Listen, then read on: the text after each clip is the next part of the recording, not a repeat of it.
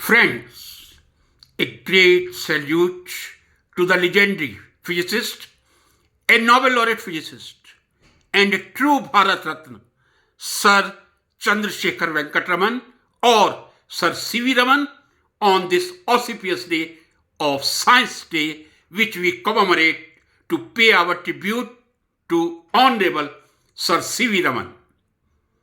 मित्रों, 28 फरवरी प्रतिवर्ष भारतीय विज्ञान दिवस के रूप में मनाया जाता है। एक बिंदु में स्पष्ट करना चाहूंगा, वर्ष में 2 बार विज्ञान दिवस मनाए जाते हैं।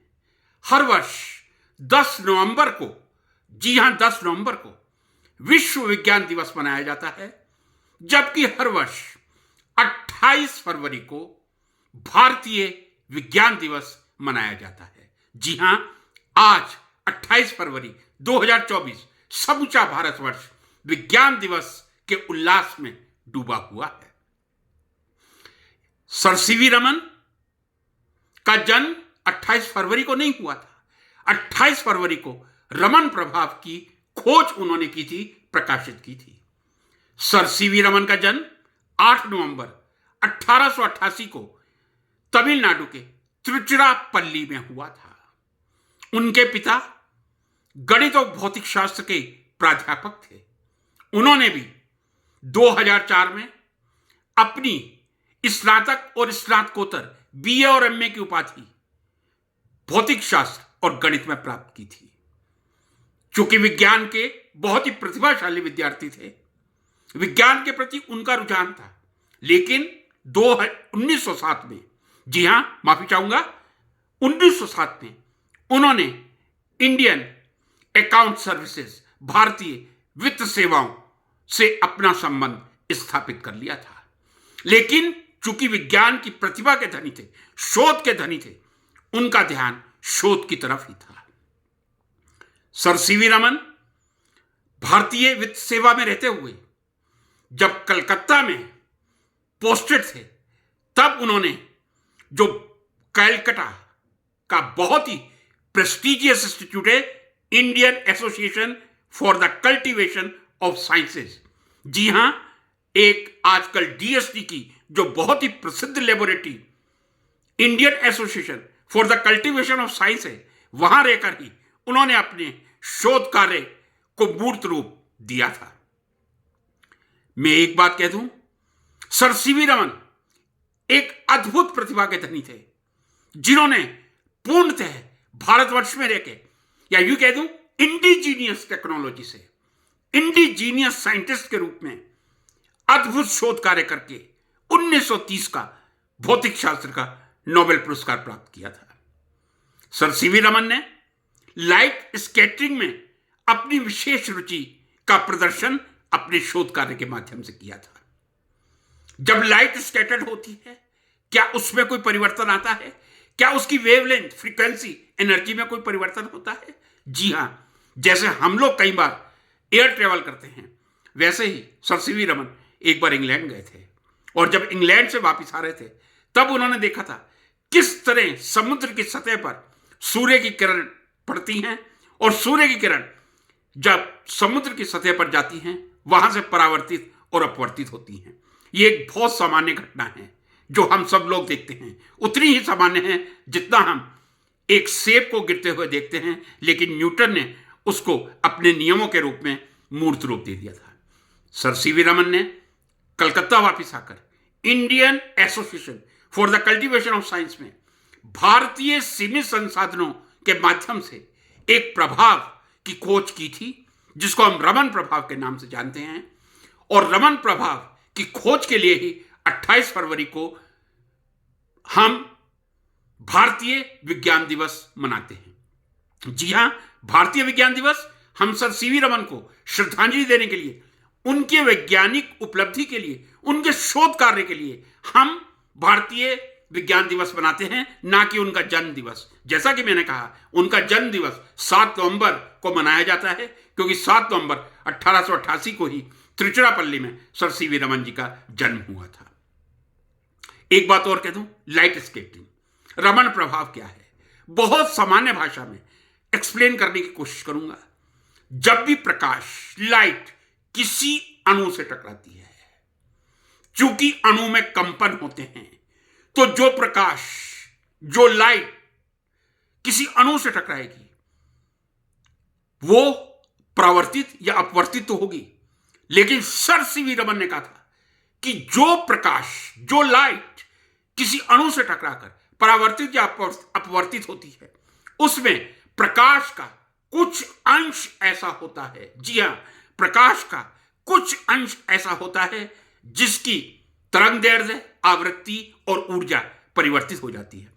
Some of the part of the light, not the entire light, some part of the light is different in wavelength, obviously in frequency and energy, and this is known as Raman effect. आज Raman spectroscopy का उपयोग कई अणुओं की संरचना और कई औषधीय अणु, मेडिसिनल मॉलिक्यूल की संरचना जानने के लिए किया जाता है। सबसे बड़ी विशेषता यह थी कि सर सीवी रमन ने किसी भारतीय संस्थान में रहकर अपने शोध कार्य को अंजाम दिया था। कहीं उन्हें फॉरेन जाने की आवश्यकता नहीं थी और 1930 में उन्हें भौतिक शास्त्र का नोबेल पुरस्कार मिला था। वो पहले एशियाई थे, पहले भारतीय वैज्ञानिक थे जिनको नोबेल पुरस्कार मिला था। जी हां, यह सत्य है। सर्वप्रथम नोबेल पुरस्कार प्राप्त करने वाले प्रथम भारतीय रविंद्रनाथ टैगोर ही थे, जिन्होंने 1913 में गीतांजलि में साहित्य का नोबेल पुरस्कार प्राप्त किया था। लेकिन वैज्ञानिक क्षेत्र में नोबेल पुरस्कार प्राप्त करने वाले एशिया के और भारत के प्रथम वैज्ञानिक परम आदरणीय सर सीवी रमन ही थे।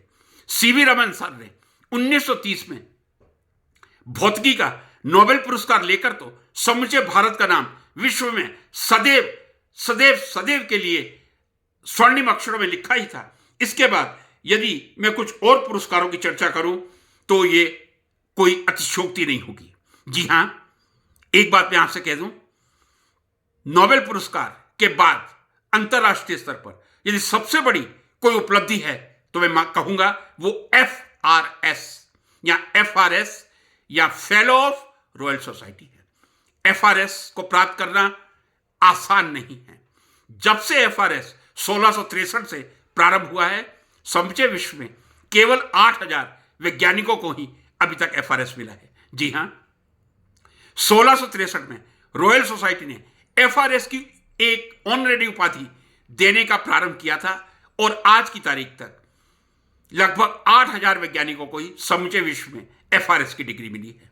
जहां तक भारत की बात करूं, भारत में प्रारंभ से लेकर 2001 तक के डेटा मुझे मिल सके हैं। 2001 तक जो FRS भारत में इस FRS की उपाधि से सुशोभित हो चुके हैं, उनकी संख्या 39 या 39 है। 2001 के बाद मुझे कोई डेटा नहीं मिल पाया है। यदि आपको मिले तो कृपया करके कमेंट बॉक्स में लिखें। मैं आपका हृदय से शुक्रगुजार रहूंगा ताकि आप मेरे और अन्य लोगों के ज्ञान में वृद्धि करें। तो 1930 में सर सीवी रमन को अनडाउटेडली पूरी तरह भारत में शोध कार्य करने के लिए नोबेल पुरस्कार से तो सम्मानित किया गया था। इसके अलावा 1924 में उन्हें FRS fellow of royal society की उपाधि से सम्मानित किया गया था। इसके अलावा भारत का जो सबसे प्रतिष्ठित नागरिक पुरस्कार है, जी हां, भारत रत्न, भारत के सच्चे रत्न को भारत रत्न सन 1954 में प्रदान किया गया था। यह किसी भी वैज्ञानिक को दिया जाने वाला सबसे पहला भारत रत्न था। मित्रों, अब थोड़ी सी ऐतिहासिक जानकारी प्राप्त करते हैं। यह राष्ट्रीय विज्ञान दिवस कब शुरू हुआ था? 1986 में, 1986 में तत्कालीन प्रधानमंत्री श्री राजीव गांधी जी ने यह निश्चय किया था कि हम अगले वर्ष से 28 फरवरी को सर सीवी रमन को श्रद्धांजलि देने के लिए, युवा पीढ़ी को सर सीवी रमन से प्रेरणा लेने के लिए हम 28 फरवरी को युवा दिवस के रूप में मनाएंगे। 28 फरवरी 1987 से प्रतिवर्ष यह विज्ञान दिवस के रूप में मनाया जाता है और हर वर्ष कोई ना कोई अलग थीम रखी जाती है। हर वर्ष थीम रखी जाती है ताकि उस थीम पर युवा पीढ़ी का ध्यान आकर्षित किया जा सके। इस बार 2024 विज्ञान दिवस की जो थीम है वो है विकसित भारत के लिए स्वदेशी प्रौद्योगिकी। जी हां, विकसित भारत के लिए स्वदेशी प्रौद्योगिकी, इंडिजीनियस टेक्नोलॉजी फॉर विकसित भारत, इंडिजीनियस टेक्नोलॉजी फॉर विकसित भारत।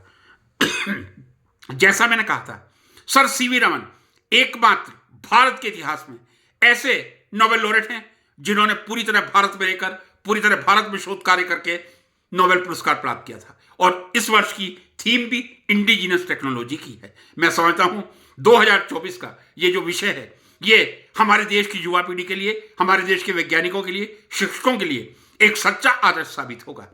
किस तरह हम भारतीय तकनीक का उपयोग करके अपने भारत को विकसित भारत की श्रेणी में लाकर खड़ा कर सकते हैं। मैं समझता हूं सर सीवी रमन से बड़ा और कोई उदाहरण नहीं हो सकता, जिन्होंने अपना समूचा शोध कार्य Indian Association for the Cultivation Science which is a DST laboratory nowadays in Calcutta, वहां रहकर किया था। मैं समझता हूं आज का ये युवा दिवस, प्रतिवर्ष ये जो विज्ञान दिवस मनाया जाता है, हमारे देश की युवा पीढ़ी के लिए अति प्रेरणादायक होगा, प्रेरणा का स्रोत होगा। और हम पूरी तरह इंडिजीनियस टेक्नोलॉजी से, जैसे हमारी प्रधानमंत्री की चाह है, हम अपने देश को विकसित राष्ट्र बनाएंगे। जय भारत, जय विज्ञान, जय किसान, जय जवान, जय किसान, जय विज्ञान, जय अनुसंधान।